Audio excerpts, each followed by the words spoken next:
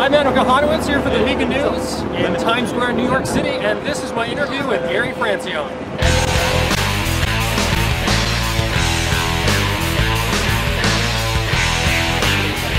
Instead of just, for instance, if you open up some of these Go Vegan or even just the Go Vegetarian pamphlets, they phrase things a lot like minimizing suffering or addressing cruelty, or that veganism is just a tool or a method of boycott against suffering.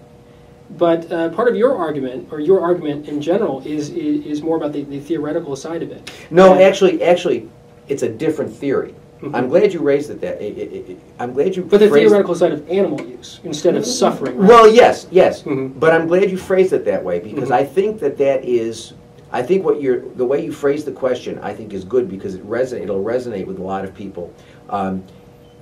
There are two different ways of looking at the animal issue, at least two different ways of looking at the animal issue. There's the question about whether or not animals have an interest in continuing to live, or whether they only have an interest in continuing to suffer. Now, or not suffering, rather. Right. If you go back 200 years to the foundation of the animal welfare movement in the early 19th century in Britain, you have people like Jeremy Bentham and John Stuart Mill who believed that animals did not have an interest in continuing to live because they didn't have the same sort of minds that we have. They didn't think to the future. They didn't think about themselves as individuals. They only cared about not suffering. Right. So the foundation of the animal welfare movement, which persists to this day in the writings of Peter Singer, the welfarist notion is that animals don't have an interest in continuing to live. They just have an interest in not suffering. So it doesn't matter that we use them. It only matters how we use them. And so we need to use them in gentle or humane or whatever ways.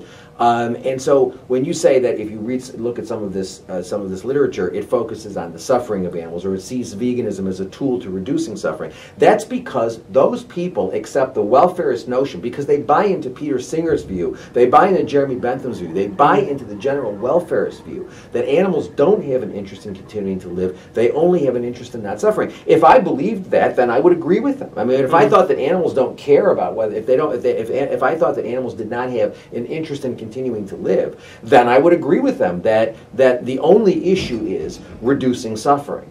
And the only issue is eliminating suffering. And I would still say veganism is the best way to reduce and eliminate suffering.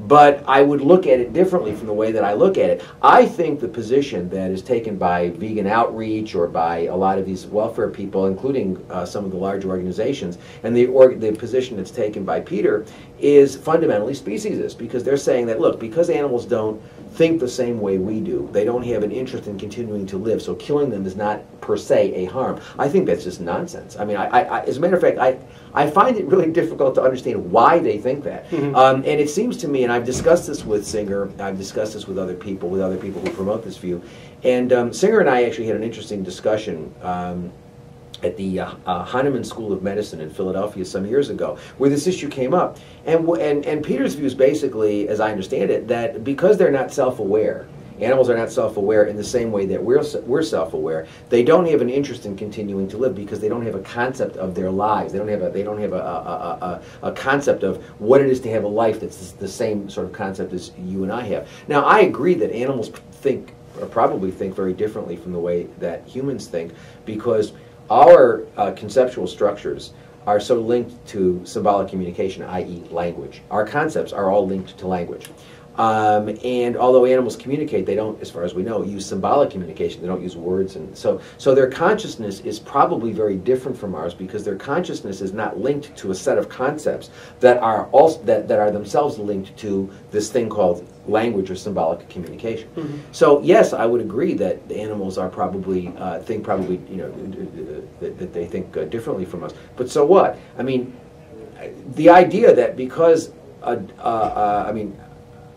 the idea that animals don't have a concept of self-awareness, or they're not aware of themselves, is ridiculous. I think any sentient being, any being that is perceptually aware, any being who's perceptually aware has a sense of self, in that being knows when she is suffering, and that she is suffering, and it's not a third party who's suffering. And as far as I'm concerned, that is the only sort of self-awareness that's so it's just based on sentience. It's not based on like this animal's more like a human, or this animal. My view? Oh, absolutely, absolutely. No, my view is absolutely that sentience is the only thing that matters. Right. And interestingly, there's some confusion, because Peter says in Animal Liberation, sentience is all that matters. But Peter also thinks that in order to be a really sort of a full member of the moral community and to have interests that are the same as humans, they've got to have sentience plus.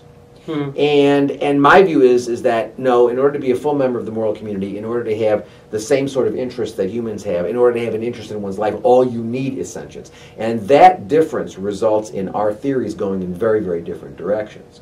But no, I definitely stay away from the notion that animals only have moral significance if they're, quote, like us. I mean, this is where I disagree with Tom Reagan in the case for animal rights. He talks about this notion of subject of a life. You know, he says that in order for an animal to have rights, the animal's got to be a subject of a life. Now, he leaves open the possibility that the theory might be more expansive, but the theory that he's produced is so much focused on this concept of a life notion.